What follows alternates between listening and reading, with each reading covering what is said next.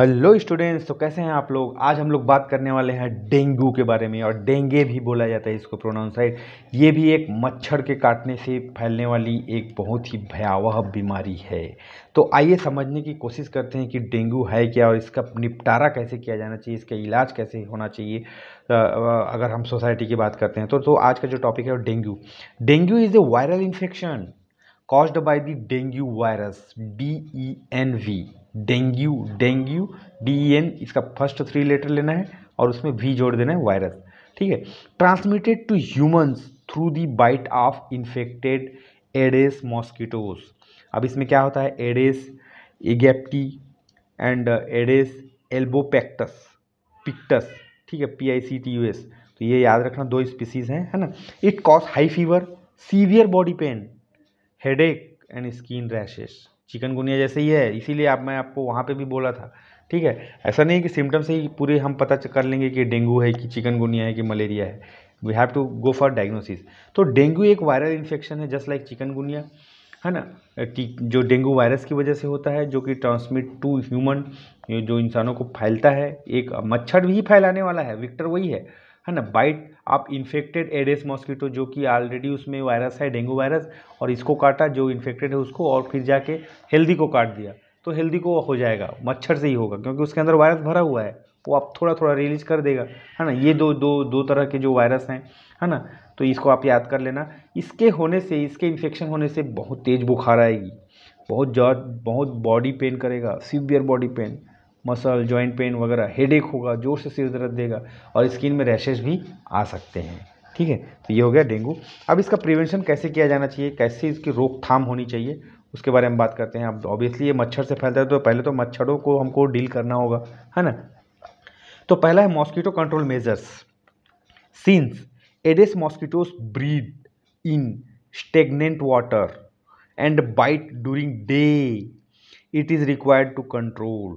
दिन में काटता है वो, है ना। By elimination of breeding sites, spray and larvicides. जैसे कि हम जानते हैं कि ये एडेस मॉस्किटो के मतलब जो जो इनका ब्रीडिंग है वह स्टेगनेंट मतलब गंदे पानी में या फिर रखा हुआ पानी में, है ना। जो पानी बहुत टाइम से स्टोर्ड है, जैसे कि पुराने टायर या पुराना कूलर या पुराना कुछ सामान फेंक दिए हैं हम लोग, कुर्सी टेबल वगैरह, है ना, फर्नीचर वगैरह, है ना। तो उसमें, है ना, बाइट ड्यूरिंग डे टाइम, मतलब दिन में काटने वाला जो मच्छर है, रात में नहीं काटता। रात में आप सोएंगे वो काटेगा, वो अलग तरह का बीमारी करेगा। लेकिन दिन में जो काटते हैं ना, इसलिए हमको देखना पड़ेगा कि, है ना, it is required to control. तो ब्रीडिंग साइट को हमको डिस्ट्रॉय करना होगा, पानी को फेंकना होगा, टायर वायर को सबको हटा के बेच देना है, या फिर वहाँ पे एकदम साफ़ सुथरा रहना चाहिए, है ना। स्प्रे डालना है, अगर आप नहीं कर पा रहे हैं ये चीज़ तो एटलीस्ट उन एरिया में आपको स्प्रे करना है जो भी मॉस्किटो रिपेलेंट है उसका, लार्विसाइड्स डालना है, ताकि उनके लार्वा जो डेवलप हो रहे हैं, एक से एक लार्वा, प्यूपा वगैरह, जो आप लाइफ साइकिल आप मॉस्किटो पढ़े हैं ना, तो उसके हिसाब से उस स्टेज में हमको उनको किल करना चाहिए, ताकि वो मतलब उनकी संख्या ना बढ़े और वो हमको ना काटें।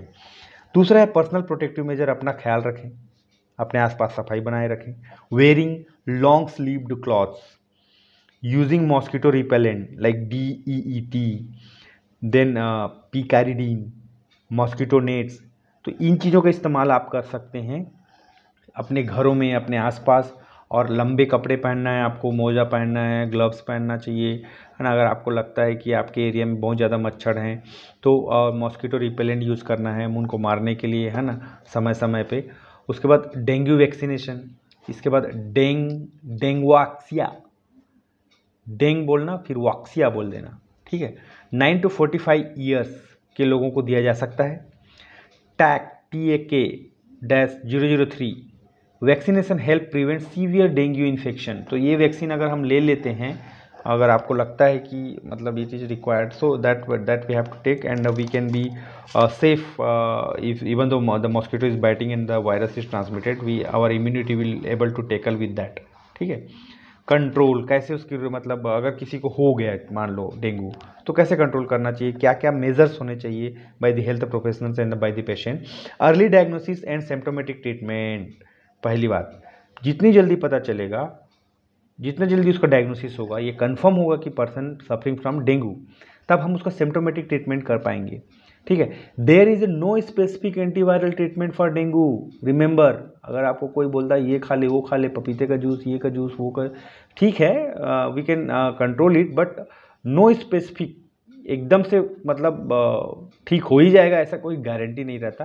सो early diagnosis and supportive care are critical. ये चैलेंजिंग है, ठीक है। डायग्नोसिस में हम क्या करते हैं, NS1 एंटीजन टेस्ट करते हैं, IgM and IgG antibody test. अब ये IgM एंड IgG हम जानते हैं कि ये दोनों सुपर हीरो हैं हमारे इम्यूनिटी के। They are only going to tackle with the virus, उसको पहचान के मारेंगे। अगर ये ज़्यादा मात्रा में नहीं रहेंगे तो मतलब समझ लो खेल खत्म, तुम्हारी इम्यूनिटी कॉम्प्रोमाइज्ड है, तुम वायरस से डील ही नहीं कर पाओगे, मतलब तुम्हारा शरीर, है ना। तो इसलिए इसका टेस्ट करने से पता चलेगा, नहीं है तो दिया जा सकता है। अगर पहले पता चलेगा तो ऐसा नहीं कि एकदम प्लेटलेट्स गिर रहा है और एकदम से सीवियर है, ICU में है, तो उस कंडीशन में फिर डॉक्टर क्या भगवान भी कुछ ना कर पाए, है ना। ट्रीटमेंट पैरासीटामॉल फीवर के लिए, IV फ्लूइड न्यूट्रिएंट के लिए, ब्लड ट्रांसफ्यूजन, कई बार मतलब प्लेटलेट्स कम हो जाता है तो उसको बढ़ाने के लिए खून देना पड़ता है ना। तो ये चीज़ है।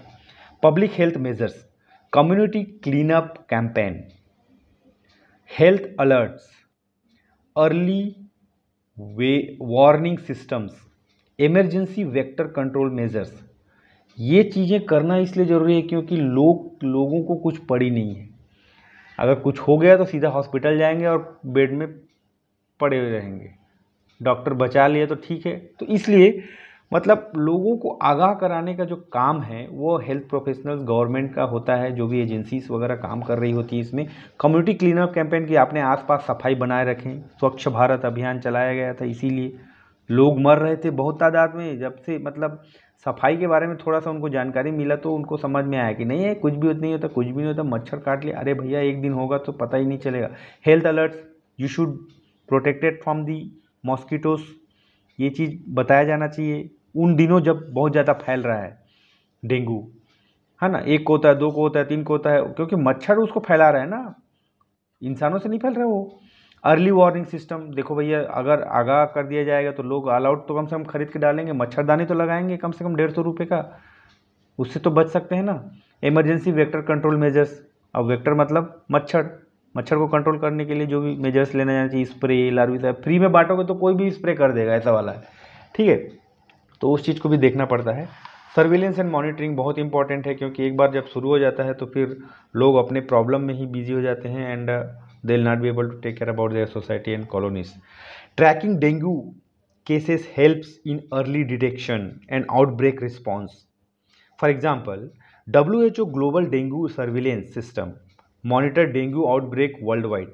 पूरी दुनिया में जो डेंगू से मरने वाले चीज़ें हैं, डेंगू से जो होने वाली प्रिकॉशनरी मेजर्स है, उसको WHO वर्ल्ड हेल्थ ऑर्गेनाइजेशन उसको मॉनिटर करती है बाय दिस प्रोग्राम, ठीक है, ताकि हम काफ़ी हद तक लोगों को आगाह कर पाएँ और इस चीज़ों को मतलब फैलने से रोक पाएँ, ठीक है। तो ये भी एक बहुत खतरनाक बीमारी है डेंगू, प्लेटलेट्स गिरता है धड़ धड़ धड़, 3 दिन में मौत भी हो जाती है ना। This notes will be available in Telegram channel, link I will give you in the description box. By clicking the link you can download it as a PDF form. If you want, you can prepare your own notes or you can directly read from these notes. Thank you. Bye bye.